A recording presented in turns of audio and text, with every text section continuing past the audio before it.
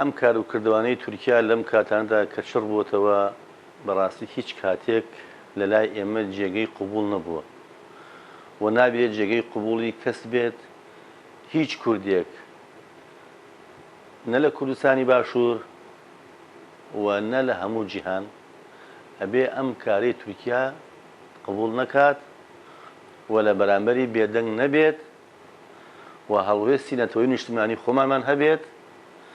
بەڕاستی ئەو کارایەن تورکیا یعنی ئێمە وا تێگەین تورکیا وا هەست دەکات دۆزی کورد چووە یعنی چووەتە ئاستێکەوە ئیتر یعنی پاشەخشەی پێ ناکرێت و بەرەو دوان ناڕوات و ترسی ئەوەی هەیە کە لە تورکیایش هاوشێوەی هەرێمی کوردستان لە باشوور و هاوشێوەی ڕۆژاوا لەوێش کورد مافەکانی خۆی بەدەست بهێنێ و مافەکانی بەرەو پێشەوە بچێت و هاوکاری نێودەوڵەتی بۆ پەیدا بێت. بۆیە پەلەقاژی ئەوەیەتی کە هەرچی زووە ئەو بزوتنەوانەی کەوا تێکۆشان لە پێناو مافی کورداکەن لە کوردستانی باکوور کەیکپیان کاتەوە ئەو شتێکی مەحاڵە و خەیاڵی خاوە. کورد بە درێژایی مێژوو دۆستی نەبوو بەداخەوە. کورد کاتێک ئەم ناوچەیە کە کوردی تیا ئەژێ کە سنووری جوگرافیای کووردە کە پێوتێک کوردستانی گەورە دابەش کراوە بەسەر وڵاتانە بە پێی بەرژەوەندی وڵاتانی زلهێز لە ناوچەکە ئەو دابەشکاریە کورد لێی بێبەش بووە و زەرمەند بووە لێی و دابەش کراوە بەسەر 4 وڵاتە بەبێ ئیرادەی گەلی کورد. بۆ ئێستا لەم کاتەدا کورد ئەبێ لە هەموو کاتێک یەکریستر بێت یەکگرتووتر بێت چونکە وا باسەکرێ وا دەرەکەوێ کە دووبارە ئەم ناوچەیە دابەشەکرێتەوە. ئەم دابەشیە لە بەرژەوەندی گەلی کووردا نییە بەتەنیا بەڵام کورد ئەبێ چۆن هەوڵدا یەکگرتوو بێت لەم گۆڕانکاریە کە لەم ناوچەیە ئەبێت مافەکانی خۆی دەسەبەر بکات. سەرەتا ئەو هێرش و داگیرکاریانەی دەوڵەتی تورکیای فاشست شەرمەزار و مەحکوم دەکەین وەک دیارە دەوڵەتی تورکیا وەکو سیفەتی وەکو کللتوری هەمیشەیی خۆی دەستی داوەتە داگیرکردنی کوردستان بەگشتی. ئێستا دەبینین ئۆپراسیۆنێکی گەورەی دەست پێ کردووە بۆ داگیرکردنی باشووری کوردستان ناوچەی برادۆست و بارزان و خەلیفان و ئەو دەوروبەرە. بۆیە ئەم داگیرکاری دەوڵەتی تورکیا بە هیچ شێوەیەک قبولکراو نییە.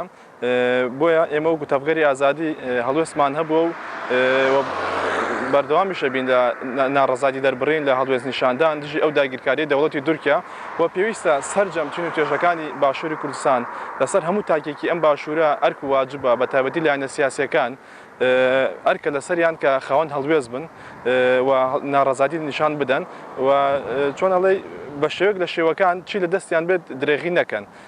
دژ بەم داگیرکاریە هەڵوێستەکانی ئەوانیش داوایان لێ دەکەم تەنها لە چوارچەوەی بەیاننامە و دەرکردنی بەیاننامە نەبێت بەڵکو بە کردار هەڵوێست نیشان بدەن بە ڕێپەیوان بێ بە گربوونەوە بێت. بەداخەوە ئەبینین دەوڵەتی تورکیای فاشست وەکو هێزێکی داگیرکار وەکو دژمنی سەرسەختی گەلی کورد لە ئێستادا دەبینین هەندێک هێزی کوردی بۆدەن چاوساغی ئەو داگیرکاریە پێشی ئەو سوپای داگیرکەر کەوتون و دژ بە پەکەکە دژ بە گرلاکانی پەکەکە. ئێمە ئەو هەڵوێستا ئەو هەڵوێستەی حەزبە کوردەکان بەڕاستی بە هەڵوێستێکی خیانەتکاران دەیبینین. بۆیە داوایان لێ دەکەین ینی بە سیاسەتی خۆیان بچنەوە دەست لەو دژمنایەتێ دەست لەو خیانەتە هەڵبگرن چونکە بەڕاستی دەوڵەتی تورکیا ئەگەر ئەو داگیرکاری بۆ بچێتە سەر لە ئەساسدا لە ناوچوونی ئەو حەزبانە بۆ خۆیانە ئەبێت ئەو حەزبانە بەو چاوە ببینن ینی لە زەعیفبوونی پەکەکە لە ئێستادا زەعیفبوونی حرەکەتی ئاپۆچی بەگشتی زەعیفبوونی تەواوی کووردە لە هەر جێکی کوردستان تاکە ڕێگە بۆ دەربازبوونی گەلی کورد لەم قەیران و لەم گێژاوە سیاسی و دەربازبوون لەو پلانگێرانە یەکێتی نەتەوەییە.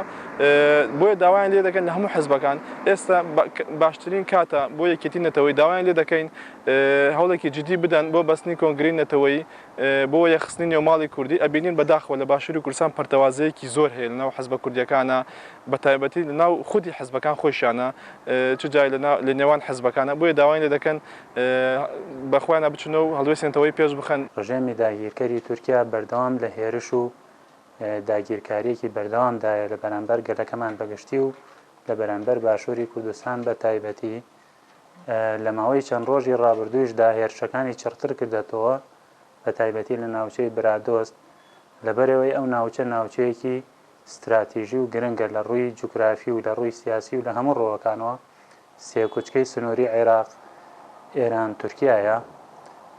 تورکیاش دیارە بیانۆکانی بۆ پەردەپۆشکردنی داگیرکاریەکانی لە ژێر ناوی ڕاودۆنانی جەنگاوەرە کوردەکانی پەکەکەیە، بەڵام لە ڕاستیدا بۆ خۆدزینەوەیە لە چارەسەری ئاشتیانە و دیموکراسیانەی کێشەی کورد لە باکووری کوردستان و بۆ پێشاندانی ئەو کێشەیە وەکو پرسێکی سەربازی و ئەمنی. ئەم داگیرکاریش ئێمە لە پشت ئەم داگیرکاریاوە پیلان و ئامانجێکی گەورە و مەترسیدار بەدی دەکەین. ئێمەش وەکو حزبی زەحمەتکێشانی کوردستان بە پێوەستی دەزانین چی وەکو جەماوەر، چی وەکو خەڵکی نیشتیمان پەروەر وڵات پارێز، چی وەکو لایەنە سیاسەتی هۆشەرەکان ڕێکخراوەکانی کۆمەڵگای مەدەنی، حکوومەتی عێراق و هەریەم لە ئاست ئەم داگیرکاریانە بێدەنگ نەبن، ئەم کێشەیە بگەێنە کۆمەڵگای نێودەوڵەتی وەکو ئەنجومەنی ئاسایش نەتەوە یەکگرتوەکان. ئێستا ئەو کاتێک کە دژمن و داگیرکەر بە تایبەتی ڕژێمی داگیرکەری تورکیا جەساریتی ئەوە کە هێرش و داگیرکاریەکانی زۆر وە فراوانی بکات، هۆکارەکەی ئەوەیە ئێمە پەرتەوازین. بۆیە ئەمە بانگ لە هەموو هێزە سیاسەکانی کوردستان دەکەین، بە تایبەتیش هەردوو حزبی دەسڵاتدار کورد پێویستی بە یەکڕیزیەکەیە. ئەگەر چیش لە زۆر ئێمە بانگەوازی یەکێتی نەتەوەیمان کردە لە ڕووی کۆنگرەی نەتەوە، بەڵام ئەگەر چی بە پەلەیش نەم کاتیان ناکرێت، بەڵام کۆدەنگیەک بێت زۆر باشە بۆ پوچەڵکردنەوە و بەرپەرشدانەوەی ئەو داگیرکاریانە.